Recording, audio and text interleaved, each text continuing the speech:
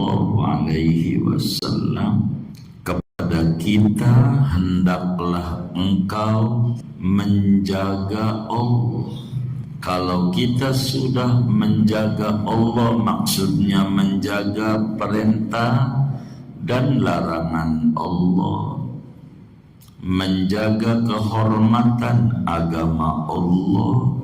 Kalau kita sudah menjaga Allah, tajidhu tujahaka, pastikan Allah akan membimbing, menuntun, mengarahkan kepada kita. Tidak ditinggalin kita sama Allah. Dalam Al-Quran Allah berfirman, innallaha ma'al ladzina taqaw wal ladzina hum muhsinun. Bismillahirrahmanirrahim. Alhamdulillahi rabbil alamin.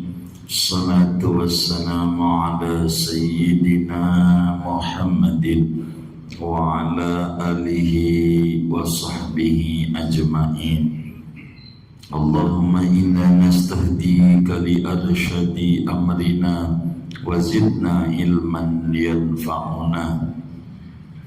Wa rawat Tirmidzi an Ibni Abbas radhiyallahu anhuma qala kuntu khalfa Rasulillah sallallahu alaihi wasallam yawman faqala ya ghulam inni muallimuka kalimatin ihfazillaha yahfazka ihfazillaha tajidhu tujahaka.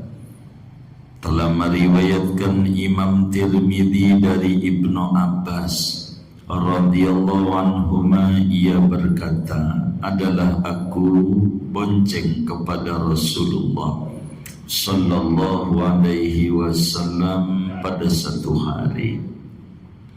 Lalu beliau bersabda, wahai anak kecil, sesungguhnya aku akan ajarkan kepadamu beberapa kalimat. Ihfazillaha yahfazka, jagalah Allah, niscaya Allah menjaga padamu. Ihfazillah, jagalah Allah, tajidhu tujahaka, niscaya kamu mendapati Allah tujahaka, di hadapanmu dengan perlindungan dan pertolongan. Shadaqa Rasulullah sallallahu alaihi wasallam.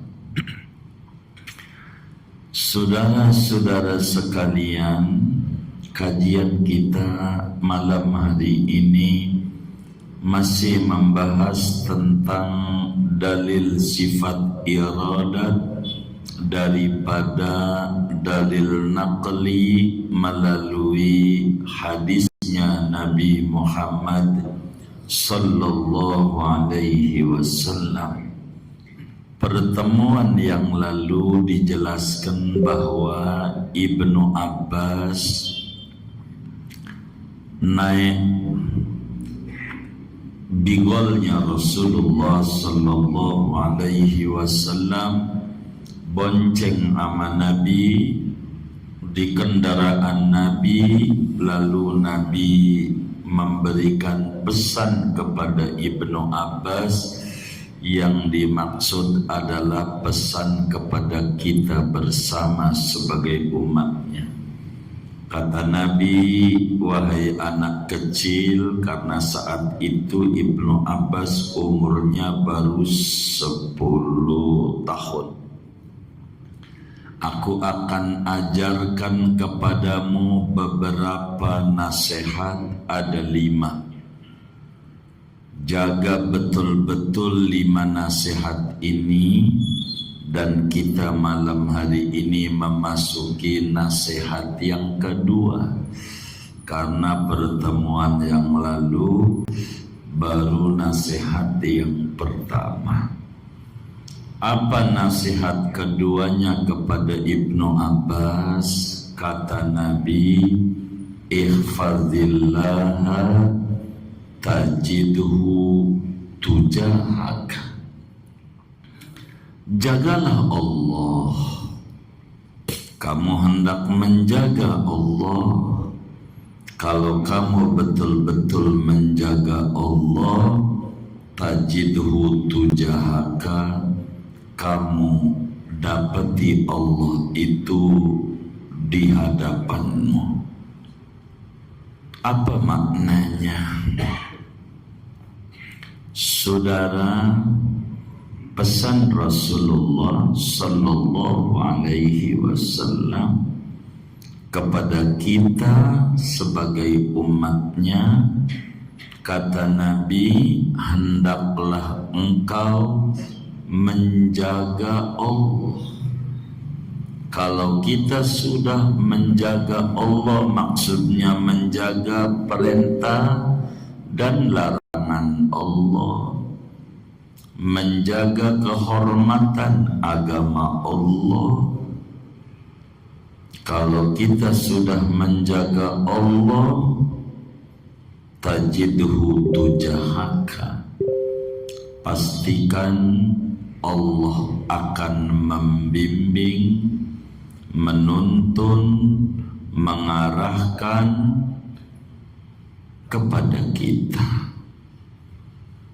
Tidak ditinggalin kita sama Allah.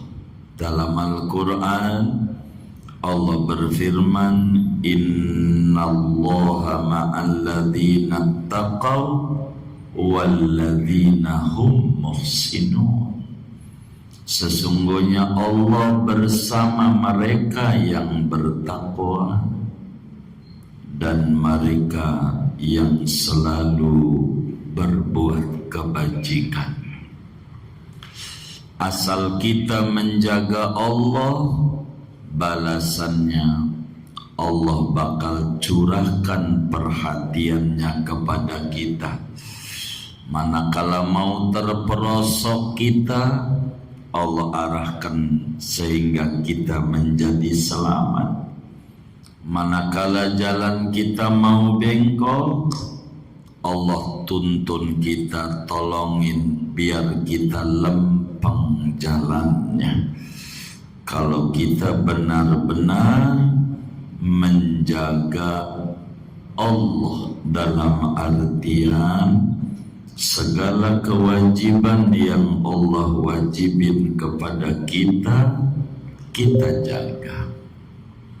Sebab saudara, al-jaza min jinsil amal, balasan itu mengikuti perbuatannya. Seringkali ada orang pengen banget di kantornya dinaikin gajinya. Saban hari dia nuntut sama bosnya supaya gajinya naik, gajinya nambah, gajinya dilipat gandakan. Saban hari, tapi kerja malas, enggak mau kerja. Tapi pengennya gajinya saban bulan naik terus, tapi kerja kagak mau. Kalau sampean sebagai bosnya, karyawan begini, sampean gedek apa demen? Halo, gedek apa demen? Kenapa gedek? Malas. Begitu. Pengennya naik gaji mulu. Tapi kerja kagak mau. Yang disuruh kagak dikerjain oleh bosnya, tapi pengennya naik gaji. Karyawan yang begini, kalau sampean menilai karyawan apa namanya? Karyawan apa? Halo, apa namanya? PA. Emang apa PA? PA-nya di mana ini? Halo, PA-nya di mana? Iya, kan disebut PA. Itu PA-nya tuh di mana? Hah? Kerja enggak mau tapi gaji pengen tambah terus. Yang kayak begini namanya karyawan PA. Ada hamba Allah pengennya rezekinya nambah terus, pengennya rezekinya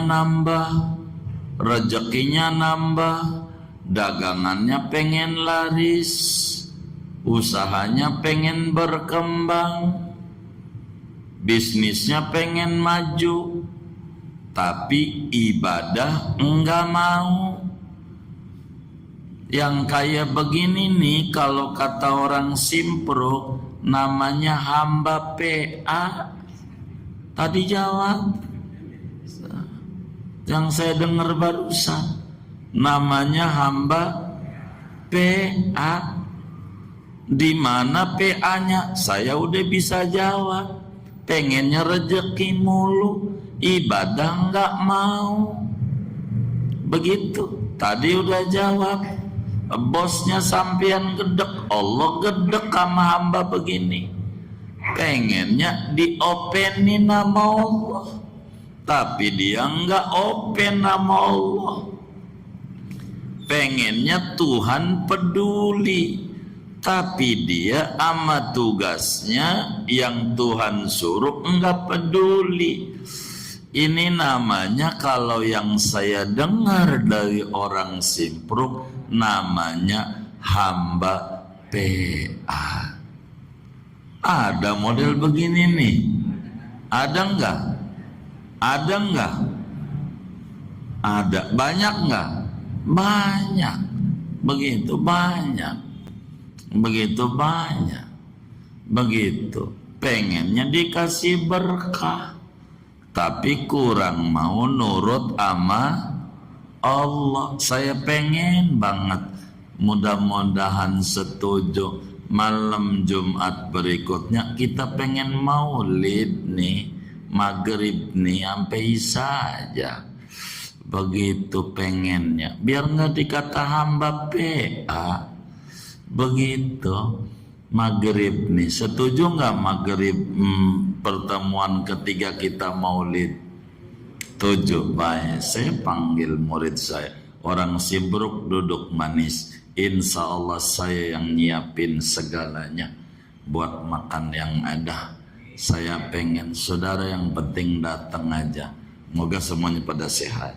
Ntar saya semuanya jangan sampai enggak ngadain maulid, nanti dikata hamba PA kita.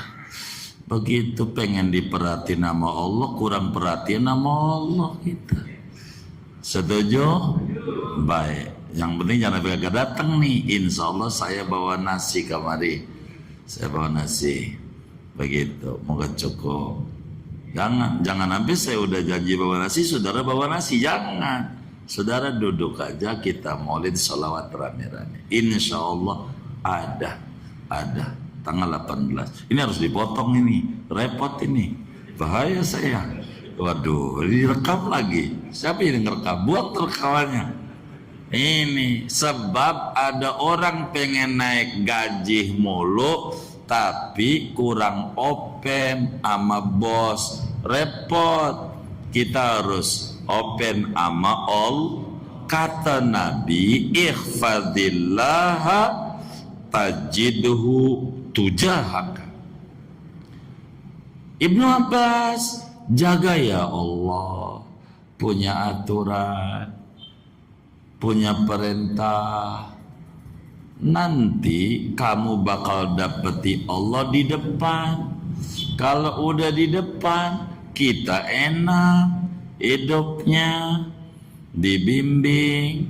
Kita mau belok dilempengin, kita mau terperosok ditolongin. Kita kudu dekat dengan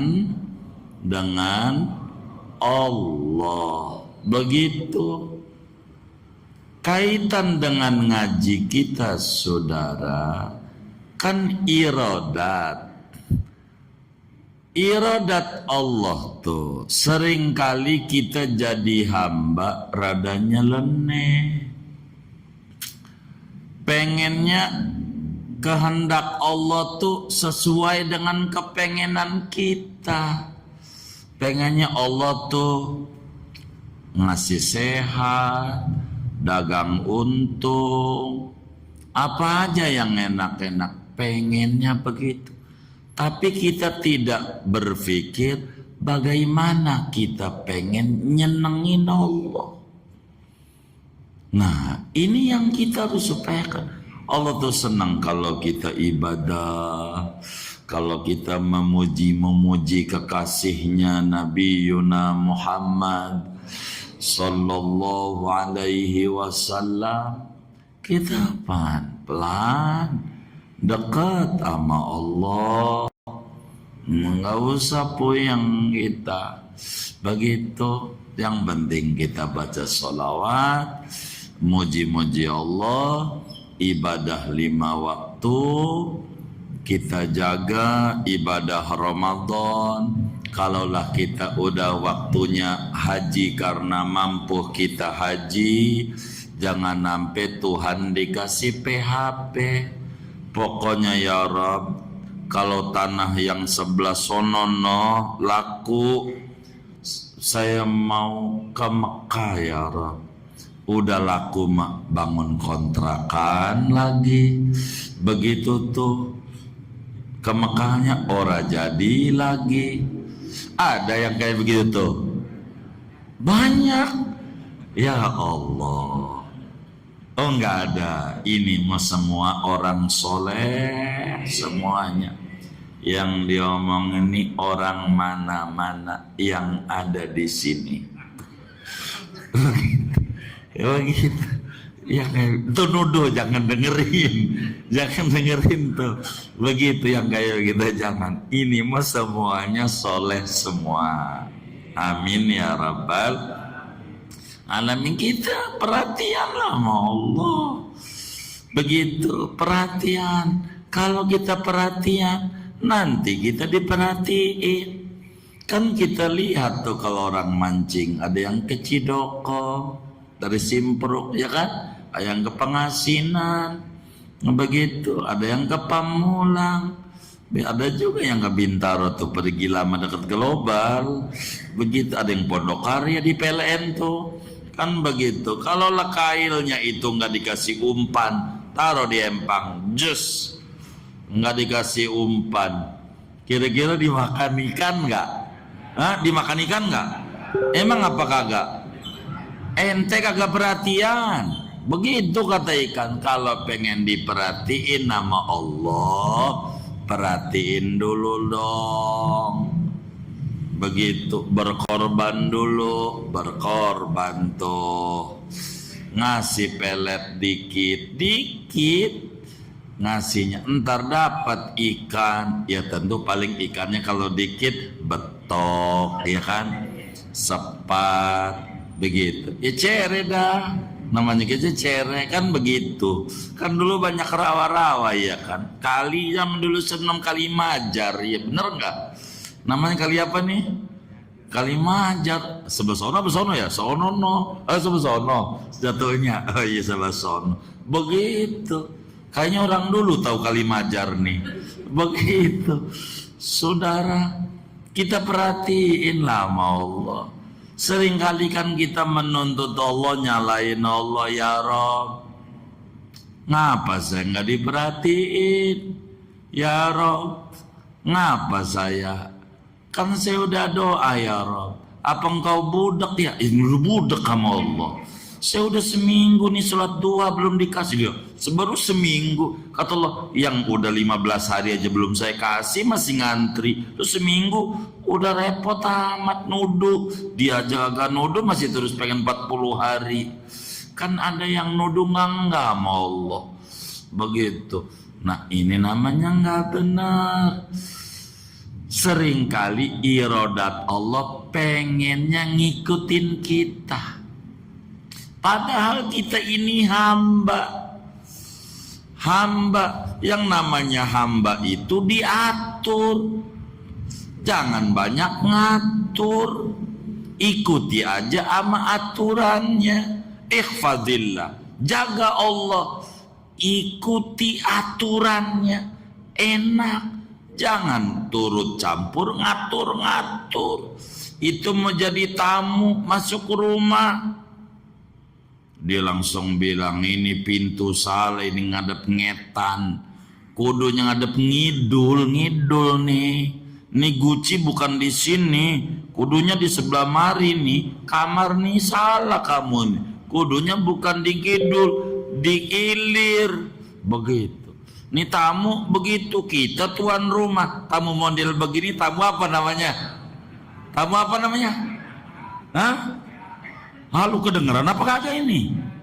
Orang Simbru kalau ditanya dipelototin apa dijawab ya? Lah melotot kan takut juga saya. Ini tamu model begini, tamu apa namanya? PA. Kenapa PA? Ngatur. Tamu mah kudunya diatur. Tuan rumah ngatur. Lah kan kita ini tamu di dunia ini. Tuan rumahnya kan pencipta dunia Allah. Jangan banyak ngatur Allah, tenangin aja. Kata Ibnu Athaillah dalam hikamnya, arih nafsaka anit tadbir, fama qama bihi ghairuka angka, la taqum anta li nafsik. Tenangin pikiranmu, jangan banyak ngatur-ngatur Tuhan. Apa yang Tuhan udah atur, Anda nggak usah ikut campur. Jadi stres, jadi puyeng mulu hidupnya. Ikuti aja alurnya. Tapi gua udah sholat, belum dikasih. Apakah saya sholat ada yang keliru ya? Begitu. Coba kita tanya sama guru yang ngajarin fikih, bagaimana aturan sholat, rukun sholat apa-apa, batal sholat apa-apa, syarat sholat apa-apa. Jangan-jangan ada yang keliru ini. Begitu. Kalau keliru dari prosedurnya, enggak ketemu. Orang kaki keseleo, dia baca Yasin 40 kali. Sembuh nggak kira-kira? Sembuh nggak? Kalau pengen sembuh diapain? Diurut, lain prosedurnya berarti. Jangan-jangan ada prosedur yang salah ini. Yang salah. Lah kita harus cek. Kita jangan banyak ngatur-ngatur Allah. Ikuti aja alurnya.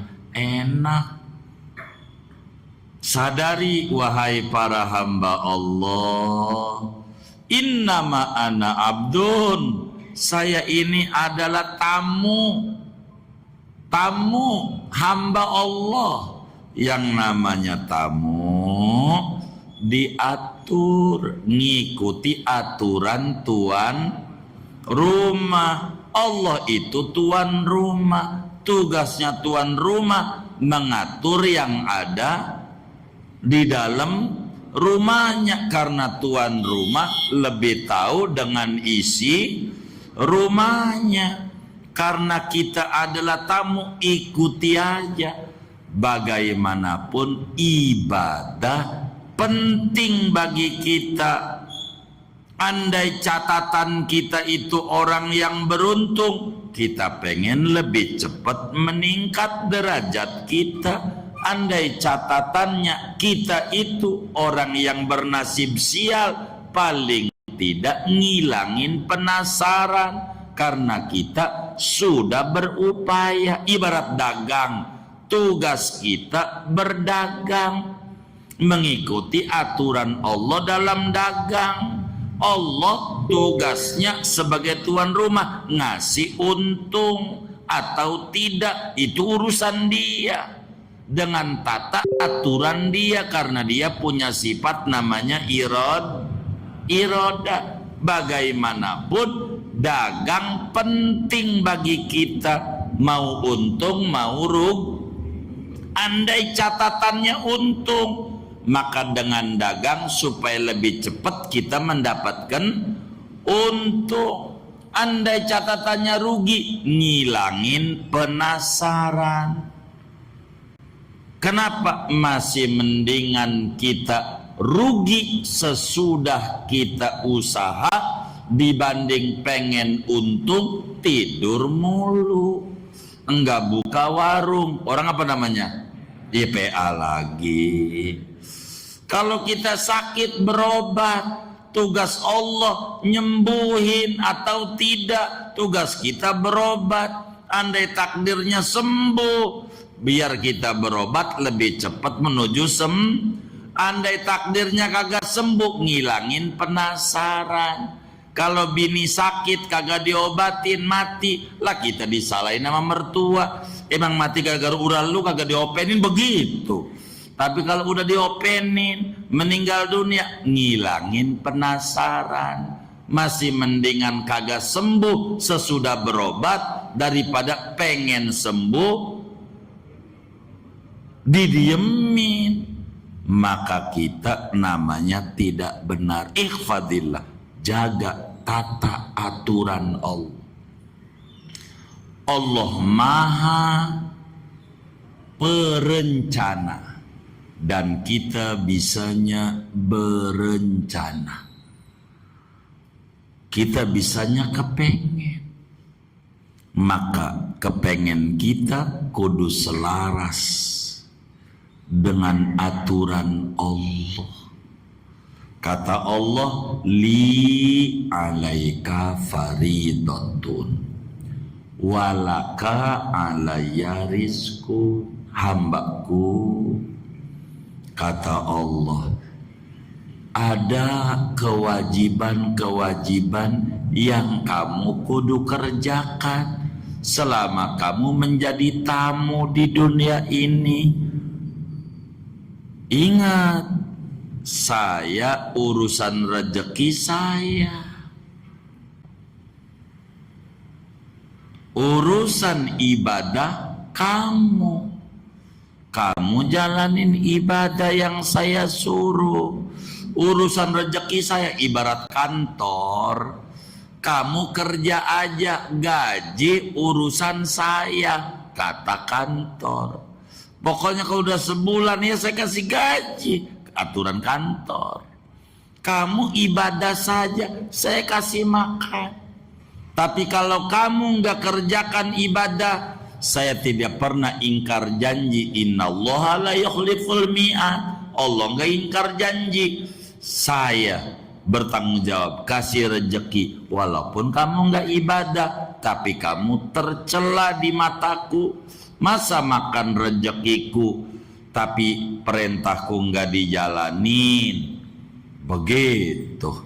Karena itu Nabi pesan nama Ibnu Abbas, jaga aturan Allah.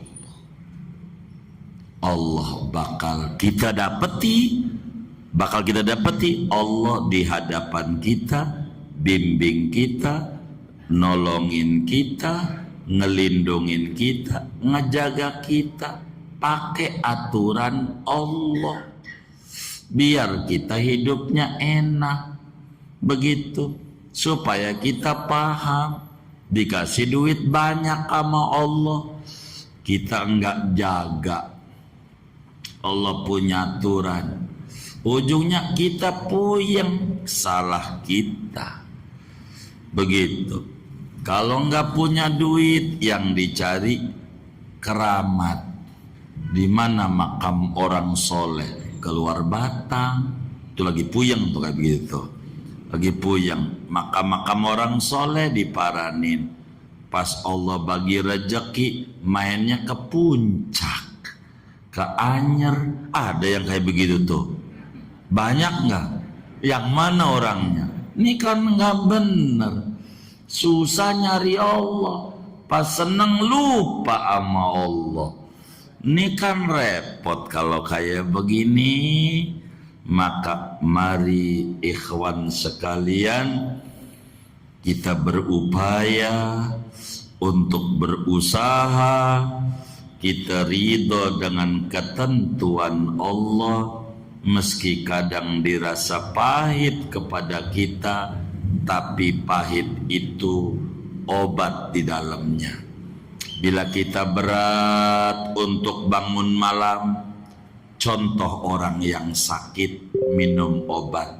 Dia berat minum obat, dia tahu obat pahit, ngapa dikerjain, diminum? Karena sesudah minum obat, kedepannya enak kalau udah begitu kita bangun malam, berat kita bangun malam. Bagaimana biar kita bangun? Nanti kalau udah bangun malam, nangis, minta sama Allah bimbingannya yang terbaik. Dengan kita apa yang bisa baca, mohon sama Allah, maka kemudian Allah bakal berikan pertolongan kepada kita. Berat-berat, tapi kenapa orang-orang kerjakan malamnya padahal berat? Karena sesudah bangun malam, kedepannya hidupnya akan lebih enak hidupnya. Kita mohon sama Allah di keheningan malam, kita tangisi Allah. Emang Allah nggak denger pakai kita harus nangis-nangis? Emang kalau nggak nangis Allah kagak lihat? Bukan, untuk ngerombak hati kita yang kurang mau dekat sama Allah. Jangan-jangan mata kita udah kering, pengen dekat sama Allah. Ngapa air mata kita nggak mau keluar? Kalau memandang dosa dan kesalahan kita. Tapi kalau ada yang nipu kita, yang ngata-ngatain kita, sampai nangis seg-segan. Datu orang padahal waktu tinggal di Simpruk, gua tuh yang nolongin. Apa yang nangis-nangis begitu? Tapi ama dosa enggak nangis-nangis. Ada yang kayak begitu, banyak begitu. Ngaji enggak orangnya? Ya Allah, yang kagak ngaji disalahin mulu sama yang ngaji. Coba itu kita pelan-pelan dekat sama Allah, jangan banyak nyalain Allah, tangis ya Allah. Astagfirullah, ya Allah ampuni saya punya dosa yang membuat saya jauh dengan Engkau. Si anu mah enak malamnya dikasih bangun, saya kagak boleh melek malamnya, nggak boleh dekat sama Engkau. Si anu kalau Jumat baca sholawat banyak sampai 1000. Kalau udah Jumat ada yang 3000, ada yang 10.000, ada yang 100.000. Kalau udah ketemu Jumat, sebagai mematuhi perintah Allah lewat lidahnya Nabi Muhammad, aksiru minas salati alayya yaumal jum'ah wa laylatal jum'ah. Ayo umatku banyakin baca sholawat kepadaku siang Jumat, malam Jumat, mematuhi perintah Allah. Ya ayyuhalladzina amanu shollu alaihi. Ayo banyak baca sholawat. Ini kan perintah Nabi. Kita enggak, kurang mau dekat sama Allah. Padahal di Jumat ada waktu mustajab. Kurang open, yang ada nyalahin Allah mulu. Ngapa dengkul saya kotek-kotek. Padahal saya udah ke masjid. Ini nyalahin Allah. Coba dong merenungi. Kalau udah merenung nggak nyalain, alhamdulillah ya Allah. Kau kasih dengkul saya kotek. Ini udah sembuh ya Rob. Jangan dibalikin kayak dulu ya Rob. Bakal ke highlight. Tahu highlight? Saya curiga nyengir nih. Ketegarotan lagi. Gitu. Udah begini aja biar mainnya ke Al-Ma'ruf mulu dah, ke masjid udah enak ya Rob. Jangan balikin. Kalau balik muda lagi, aduh nggak karu-karuan ya Rob. Bisa mancing ke Muara Tawar, ujung genteng nyampe juga ya Rob. Udah di mamanya masjid aja dah. Bener nggak? Tuh begitu. Jadi jangan apa yang ada nikmati dari Allah. Begitu, biar enak. Hidup ini indah, ikuti alur Allah, jangan protes-protes sama Allah. Seorang hamba harus demen berproses, jangan banyak protes, ikuti aturan Allah. Bila ada yang tidak enak, mesti ada aturan Allah yang saya tidak patuhi. Salahin diri sendiri, jangan banyak nyalahin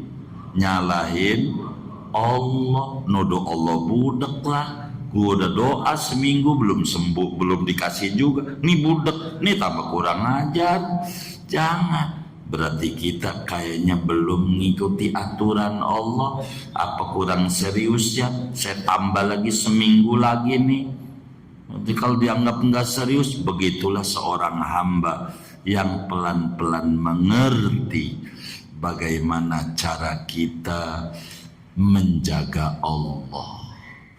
Jadi mudah-mudahan kita bersama dikasih taufik dan hidayah, pelan-pelan mengerti kedudukan kita di dunia sebagai tamu. Tamu jangan pusing mikirin makan, tuan rumah bertanggung jawab. Dan Nabi udah bilang, mangkana yu'minu billah wal yaumil akhir falyukrim dhaifa.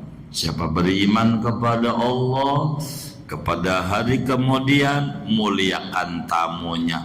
Disuruh, dan Nabi menyuruh haqqud diyafah salah satu ayam, hak bertamu 3 hari. Selama tamu itu tinggal di rumah kita 3 hari, kewajiban kita menghormati sepenuh jiwa.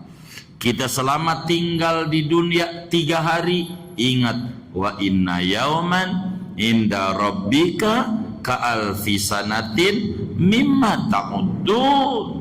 Sehari di mata Allah 1000 tahun, ka'alfi sanatin, 1000 tahun. Maknanya andai kau di dunia sampai 3000 tahun, Allah bertanggung jawab ama makan dan kebutuhanmu. Timbang 60 tahun kecil, yang penting kau jaga perintah Allah, kau ikuti aturan Allah, tajidhu tujahak, kita dapati Allah di hadapan kita. Jangan puyeng-puyeng memikirkan tugas yang bukan tugas kita. Pikirin aja tugas kita sebagai hamba, biarkan Tuhan dengan iradatnya akan menentukan kebaikan-kebaikan kepada kita bersama. Jangan banyak salahin Allah, tapi salahin diri sendiri. Perbanyak beristighfar. Ampuni saya ya Rabb, punya dosa yang membuat saya jauh dengan Nabi Muhammad. Ampuni saya punya dosa yang menyebabkan lidah saya digunakan untuk mengeluh. Ampuni saya punya dosa yang membuat saya punya pikiran buat nyalahin Engkau mulu. Ampuni saya punya dosa yang membuat saya jadi jauh dengan Engkau ya Rabb. Saya pengen akrab dengan Engkau, saya pengen intim dengan Engkau. Beri saya taufik dan hidayah-Mu supaya saya bisa dekat dengan Engkau.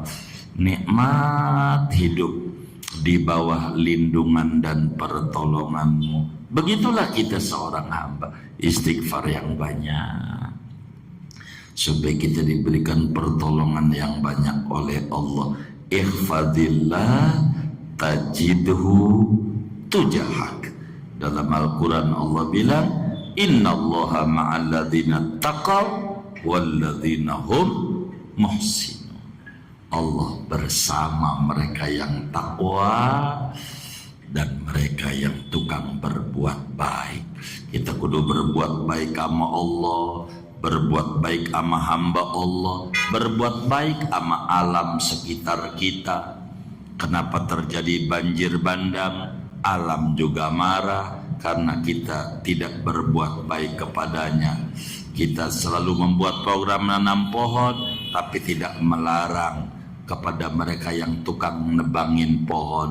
Pohon yang ditanam belum tentu tumbuh, yang udah tumbuh gede bukan dirawat, ditebang-tebangin, longsor adanya, kerugian bagi kita bersama. Kurang bijak kepada alam dalam bersahabat, yang rugi adalah kita. Maka karena itu, jaga Allah punya aturan, ekosistem yang ada, nanti Allah berikan pertolongan kepada kita.